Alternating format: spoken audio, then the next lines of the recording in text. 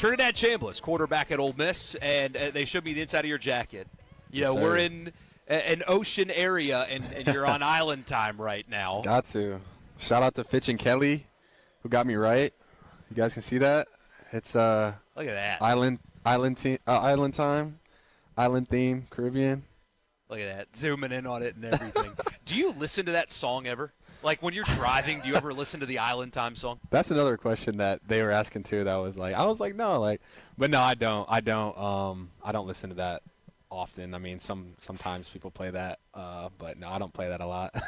You've had one of the more interesting off seasons that any quarterback has had, with the drama at the end of last season. What, you're on the airplane on the way home when you hear from the NCAA, so then you have to deal with that.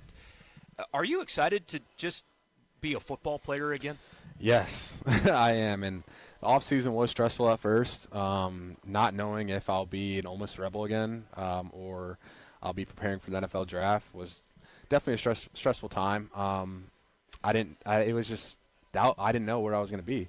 And it was stressful for my family, but I'm happy that, I'm back in the red and blue playing for Ole Miss again. And now after that was, finalized, I was focused on, spring ball, and now we transition into summer ball and soon fall camp, and then the season's here, right? So I'm just super excited to, put those jerseys on again and, play ball with my guys. You could have gone in the transfer portal, and let's be honest, you could have gotten paid a lot of money to go play quarterback for basically any team in college football.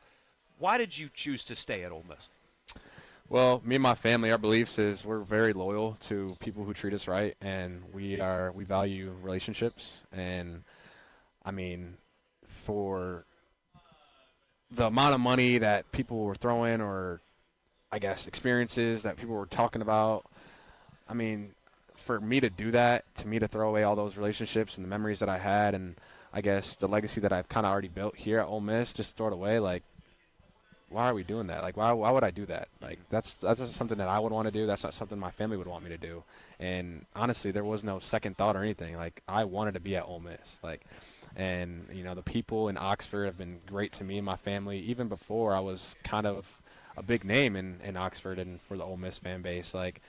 My visit was great. My interactions with people throughout the summer leading up to the season last year were great, and I wasn't even the guy. And I love Oxford. I truly do. Pete Golding, your new head coach, how much, I say new, but you've been around him for a while now. How has your relationship blossomed since he got the job?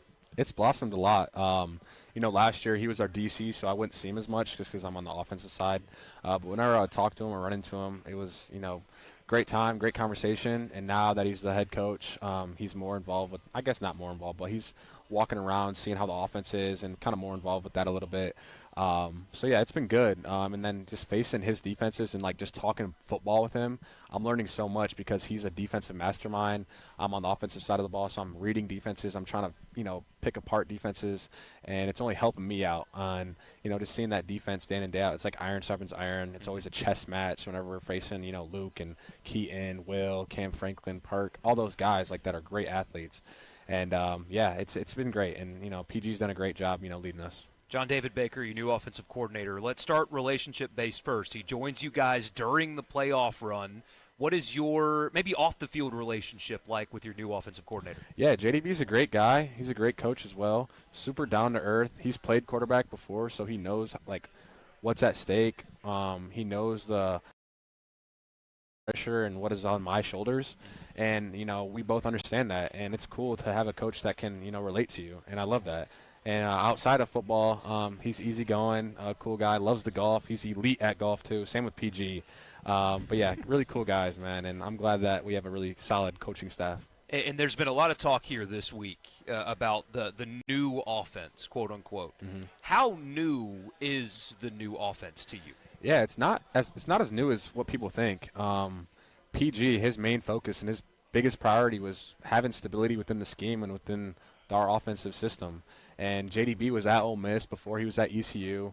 He transitioned to go to ECU. He brought Ole Miss offense and the offense that we're currently using to ECU, and then now he's back at Ole Miss. So, I mean, it's ideally the same offense, but newer terminology, and we're going to probably try some things out along the way as well. So, New crop of wide receivers, sort of.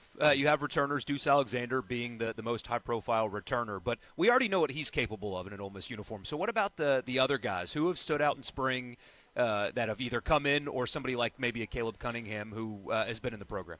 Yeah, there's a lot of guys on our roster, and especially in our receiver room, that can make some noise and are capable of being a guy. And I mean, we have Deuce, Caleb Odom is a flexible, like hybrid tight end that is really athletic and can really go up and catch the ball and at a high level.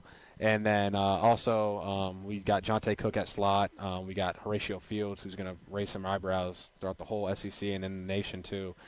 He's like a solid guy. He kind of reminds me of Devontae Adams, just a solid guy, big target. But yeah, we got a lot of dudes. I can go on and on, but I don't want to take up too much time.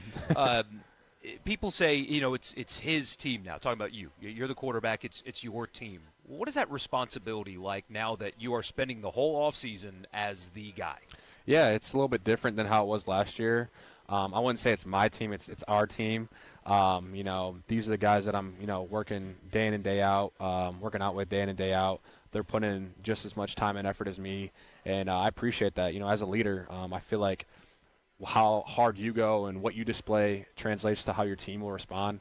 And, our guys have responded well. And I feel like, this offseason, those guys that, were not as much in the leadership role throughout the season, it's like Deuce or, Keywan, throughout the year, our voices kind of got louder and our leadership, rose. But now, we're kind of going into the year as like guys that could be, leaders and looked at as leaders, and they know what it takes. They know what it takes to get to a college football national semifinal game.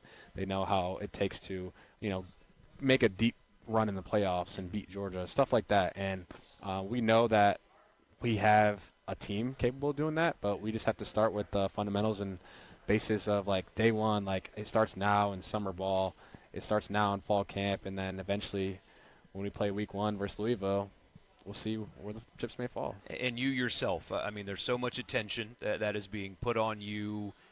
With a Heisman campaign that the school is putting out there for you. You're showing up number 1 on all these quarterback rankings and things like that. The team itself has a ton of pressure on it.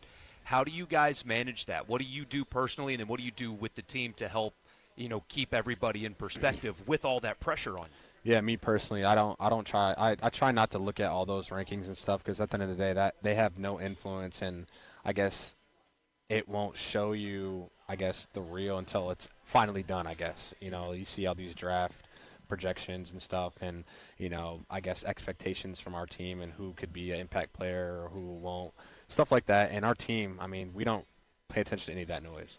Last year was our biggest test. There was a lot of outside noise, and our team was so focused.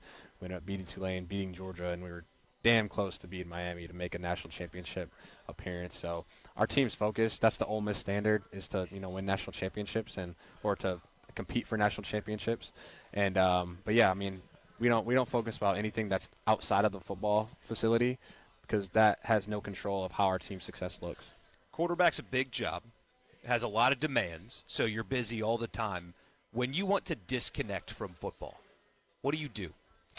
I like to, hang out, with my family and friends. I like to cook a lot. Okay. I don't know if it's the best meals and dishes in the world, but I enjoy cooking and making unique combos and stuff. And tell us recently, what have you done? See, I don't know.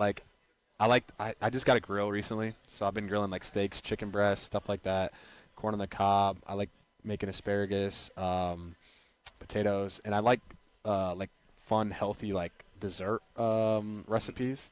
One of my best friends, Jack Sherholtz, and we always send each other healthy desserts through TikTok and stuff, and we talk about how we're gonna make this a sweet potato brownie, stuff like that. I like making fun, unique stuff like that. That might not, be a McDonald's brownie or anything like that, but might be on the healthier side, Yeah, so. It keeps you ready to play, but yeah. It tastes good too, Has anybody from the Trinidad and Tobago tourism department contacted you yet? No, but I have ran into a lot of people from Trinidad. I ran into this guy.